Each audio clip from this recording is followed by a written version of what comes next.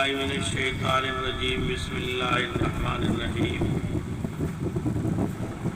اللہ وہ دل دے جو تیرے عشق کا گھر ہو، دائمی رحمت کی تیری اس پہ نظر ہو۔ دل دے کہ تیرے عشق میں یہ حال ہو اس کا، محشر کا اگر شور ہو تو بھی نہ خبر ہو۔ عزیزان محترم، آپ حضرات بڑی مبارک نسبت پر یہاں جمع ہوئے ہیں، اور یہ جو مبارک وقت ہے، اس وقت آسمان اور زمین کے رشتوں کے ملنے کا، اور آسمان و زمین کے درمیان میں اور اس کی پشت پر رہنے والی مخلوق کا آسمانی مخلوق سے اور ساری کائنات کے خالق سے، مالک سے رشتہ ملنے کا اور رشتے کے زندہ ہونے کا وقت ہے۔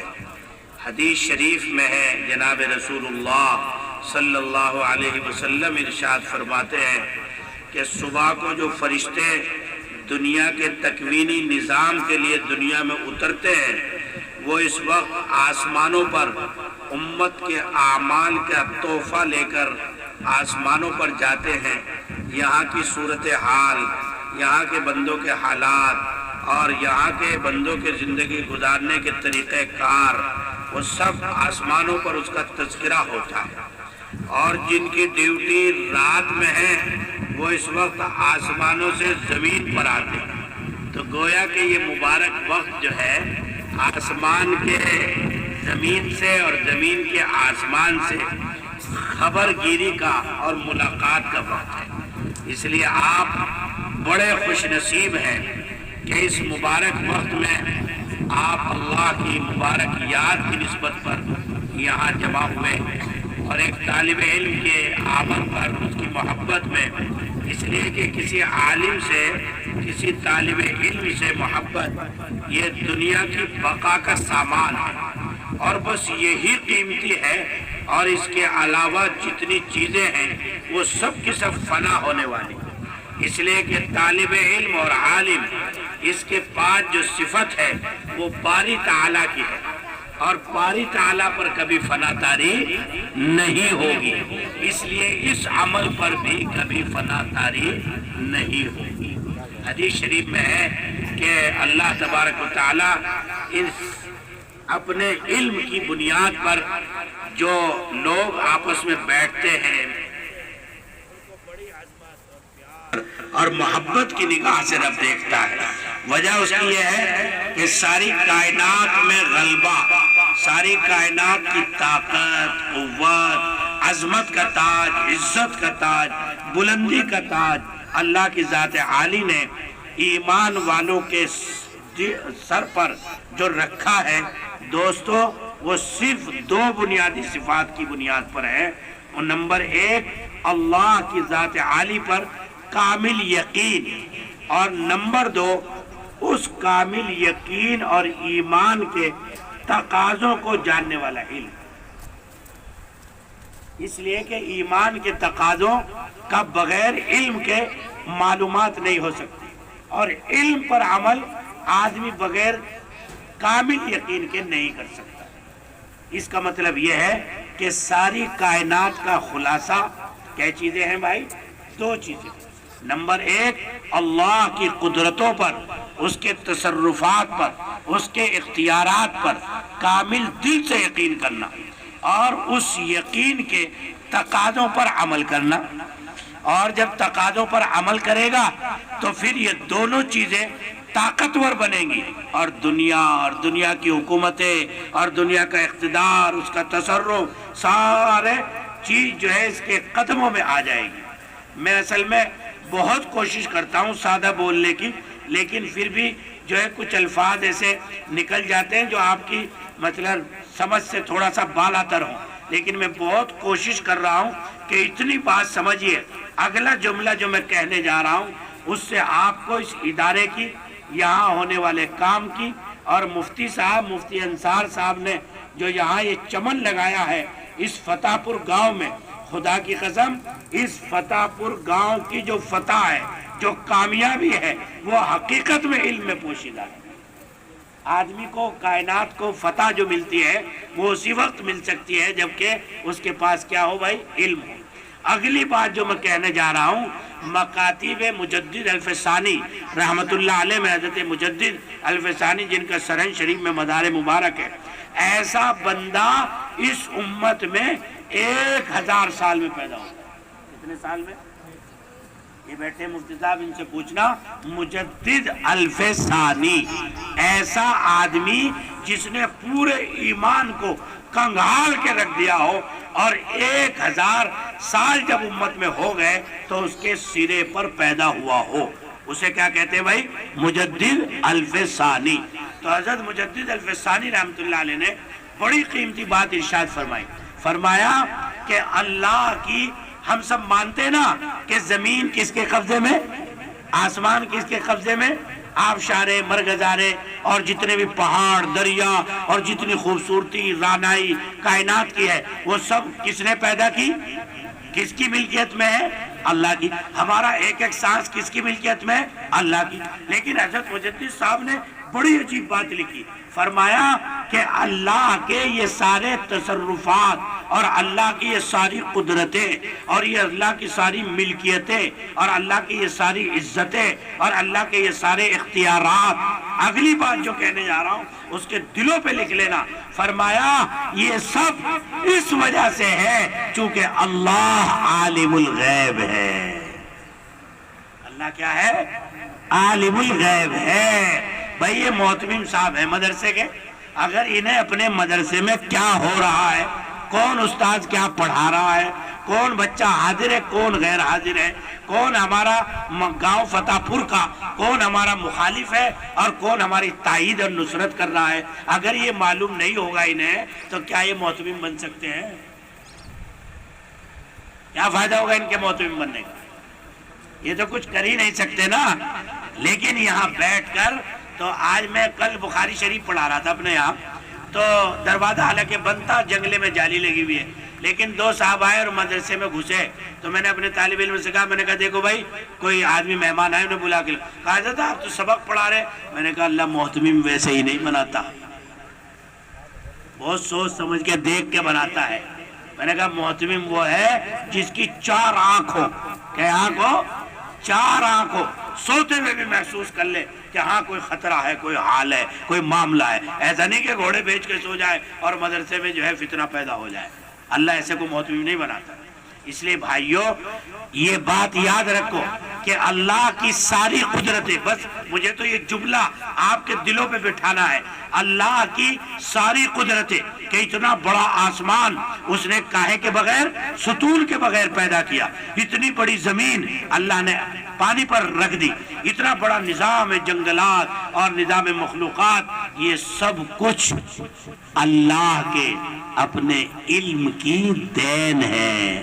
اگر اللہ کو علم نہ ہو تو اسے کیا پتا کون سی مخلوق کہاں پیدا ہو رہی ہے، کون سی مخلوق نفع دیتی ہے، کون سی گھاس فائدہ دیتی ہے، کون سی گھاس کے اندر کیا مرض کی شفا اور دوا پوشیدہ ہے۔ تو اس لیے کیا خلاصہ نکلا بھائی کہ اگر مسلمان قوم اس دنیا میں دوبارہ حکمرانی چاہتی ہے، اپنے سروں کا تاج چاہتی ہے، دنیا میں عزت چاہتی ہے، تو اور آج جو کمینوں اور ذلیلوں اور رذیلوں سے جو یہ مسلمان قوم ذلیل ہو رہی ہے، اگر اس سے حفاظت اور پناہ چاہتی ہے تو یقیناً اسے علوم الہیہ اور علوم وحی سے اپنے آپ کو دوبارہ وابستہ کرنا پڑے گا۔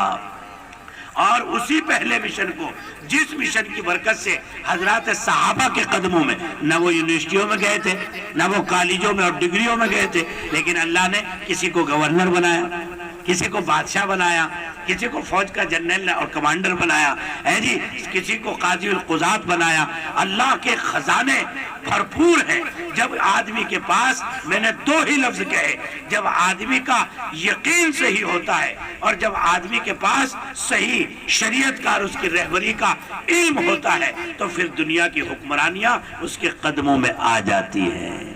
آپ نے دیکھا نہیں پڑوسی ملک میں افغانیوں نے کیا کیا ہے جی؟ اتنی لمبی لمبی داڑیاں، اتنے یہاں تک کہ ان کے وزیر اعظم کا پاجامہ بھی یہاں رہتا ہے، ہے جی، وزیر اعظم کا پاجامہ بھی سنت کے مطابق یہاں رہتا ہے، اور یہی کرتا پاجامہ وزیر اعظم پہنتا ہے، یہی کرتا پاجامہ فوج کا جنرل پہنتا ہے، یہی کرتا پاجامہ سی بی آئی کا لیڈر پہنتا ہے، اور سارا نظام ہے۔ اور دنیا کی بڑی بڑی جابر سلطنتیں، روس جو اسلام کا کٹر مخالف ہے، کٹر دشمن ہے، سب سے زیادہ پیسہ افغانستان میں اگر انویسٹ کر رہا ہے تو وہ چین اور جو ہے روس کر رہا ہے۔ افغانستان کو بنا کے رکھ دیا چین، 70% ساری سڑکیں، ساری خابیدہ جو جھکی ہوئی اور ٹیگی ہوئی اور گری ہوئی عمارتیں تھی، سارا کام کر کے رکھ دیا، چمن بنا دیا افغانستان کو۔ کیوں؟ ان کی طاقت کو تسلیم کر رہا ہے۔ اور دنیا کے 58 ممالک کی فوجیں ہیں جو یہ کہتی تھی کہ ہم اس کو مٹی میں ملا دیں گے، لیکن انہیں اپنے سارے ہتھیاروں کو چھوڑ کر انہی ملاؤں کے پاس جانا پڑا۔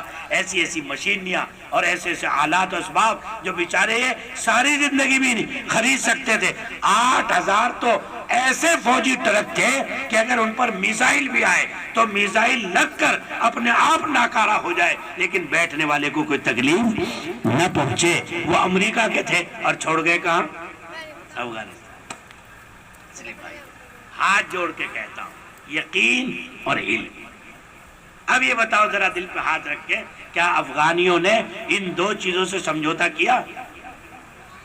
آج بھی علم حاصل کر رہے ہیں اور یقین اللہ کی ذات کے ساتھ ایسا کہ 20 سال تک رگڑے گئے، کچلے گئے، پیسے گئے، مارے گئے، لیکن اپنے مشن سے، اپنی دعوت سے ہٹے نہیں۔ اپنی داڑھی سے سمجھوتا نہیں کیا، لباس سے سمجھوتا نہیں کیا، اخلاق سے سمجھوتا نہیں کیا، حیا سے سمجھوتا نہیں کیا، دنیا کے رنگ میں نہیں رنگے، نہ دنیا کے رنگ میں بہے۔ ایک وقت آیا کہ ساری دنیا نے ان کی طاقتوں کو تسلیم کر لیا۔ اس لیے بھائیوں، اس امتحان کی بھٹی سے ہمیں گزرنا ہے، اس لیے کہ یہ امت خیر امت ہے، اور یہ خیر امت جبھی بن سکتی ہے جبکہ اس کے پاس جو خیر امت کی جو ویل ہیں دو، ایمان اور علم، تو خدا تبارک و تعالی جب یہ یقین کی سطح پر آئے گا تو پھر اللہ اس کے لیے دنیا کو بالکل قدموں میں ڈال کر اور بڑے بڑے جو ہے جبابرہ اور ظالم حکمرانوں کو جو ہے اس کے قدموں میں ڈال دیں گے۔ اس لیے بھائی، جب آدمی کے پاس صحیح علم اور صحیح یقین ہوتا ہے تو پھر اس کی زبان اللہ کی ذاکر بن جاتی ہے، پھر اس کا ہاتھ محبتوں کے ساتھ اٹھتا ہے، اللہ کا ذاکر بن جاتا ہے، پھر اس کا قدم انسانوں کی خیر خواہی میں، بھلائی میں اٹھتا ہے، اللہ کا ذاکر بن جاتا ہے۔ شیخ سعدی علیہ الرحمٰن نے فرمایا، ہر گیا ہے کہ الزمین ہویت وحدہ لا شریک لہ گوید، جو بھی کوپل زمین سے نکلتی ہے وہ اللہ کی توحید کا اعلان کرتی ہے، پھر اسے ہر چیز میں کیا نظر آنے لگتا ہے؟ اللہ کی قدرت کا نور نظر آنے لگتا ہے، اس کی قدرت کا جلوہ نظر آنے لگتا ہے، اس کے علم کا جلوہ نظر آنے لگتا ہے۔ اس لیے ہم جو ہے تھوڑی دیر، یہ چونکہ عصر کے بعد کا وقت ہے، اور جب آدمی کسی کی یاد کرتا ہے تو پھر اس سے محبت بڑھتے بڑھتے بڑھتے اس کی اداؤں سے محبت کرنے لگتا ہے، اس کے کہنے پر چلنے لگتا ہے، اس کی طاعت کا جذبہ پیدا ہو جاتا ہے۔ آپ نے دیکھا دنیا کے جو عارضی اور ناجائز محبت کرنے والے لوگ ہوتے، چل پھر من چلے جوان، وہ کیا کرتے ہیں؟ ہری شرٹ پہنیں گے، نیلا ہیٹ پہنیں گے، نیلی پینٹ پہنیں گے۔ کیوں بھائی؟ کہا ہماری جو محبوبہ ہے اسے یہ کلر پسند ہے، اسے یہ کلر پسند ہے، بیچارہ وہی پہننے لگتا ہے جو محبوبہ پہنتی ہے۔ تو آپ دیکھیے کہ جو ہماری اعمال ہے نا، یہ اعمال اللہ کی محبتوں کی ادائیں ہیں۔ جب آدمی کسی سے دنیا میں محبت کرتا ہے نا تو کھانا یہاں کھاتا ہے، پانی وہاں پیتا ہے، زیادہ تر اس کے گھر آنا جانا کیا کر دیتا ہے؟ شروع کر دیتا ہے۔ تو اللہ اور بندے کے درمیان محبت ہے کہ نہیں؟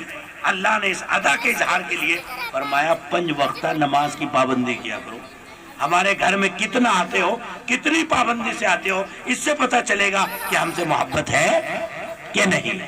جب محبت اور زیادہ بڑھتی ہے تو آدمی محبوب کے خرچ کو اپنا خرچ بنا لیتا ہے۔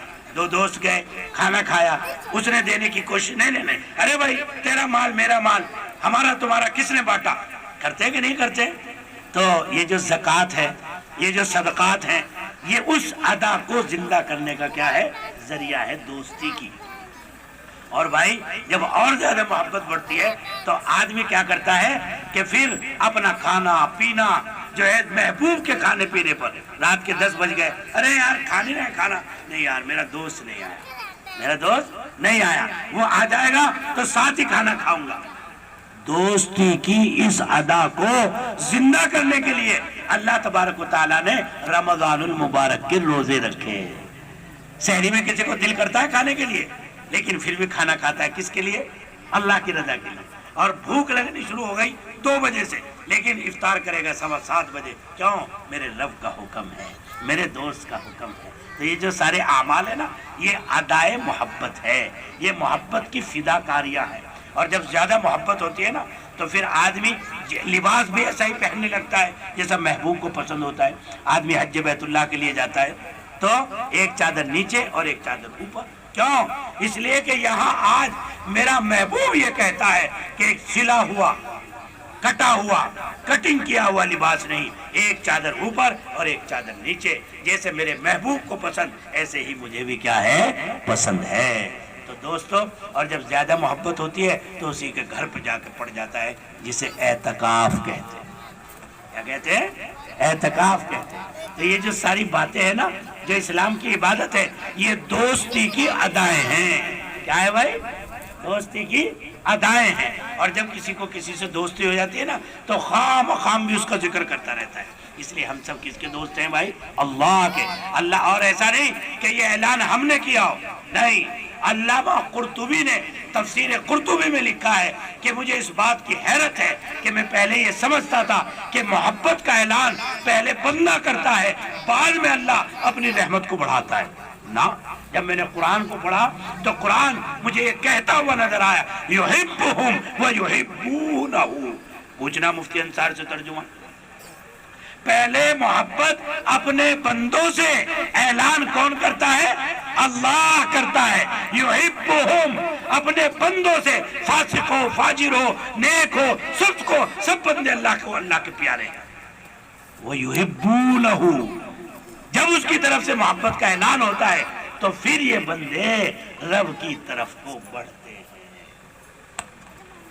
تو یہاں بیٹھنا تمہارا کمال نہیں ہے، یہاں آپ کا جمع ہونا، ان بچوں کا جمع ہونا، ان پھول سے معصوم بچوں کا اور بچوں کا یہاں نورانی محفل میں جمع ہونا، یہ کس کی محبت کی علامت ہے؟ اللہ کی محبت کی نشانی۔ دوسرے فرمایا، مجھے یہ وہ تھا شبہ کہ ہو سکتا ہے کہ بندہ پہلے اللہ سے راضی ہوتا ہو اور بعد میں اللہ اپنی رضا کا اعلان کرتا ہو۔ ہائے ہائے، لیکن جب میں نے قرآن پڑھا تو قرآن نے مجھے ایک تماچا لگایا، تیرا خیال غلط ہے، رب کائنات وہ ذات ہے جو اعلان کرتا ہے رضی اللہ عنہم ورضوا عنہ، پہلے ہم اپنے بندوں سے راضی ہوتے ہیں، بعد میں میرے بندے مجھ سے راضی ہوتے ہیں۔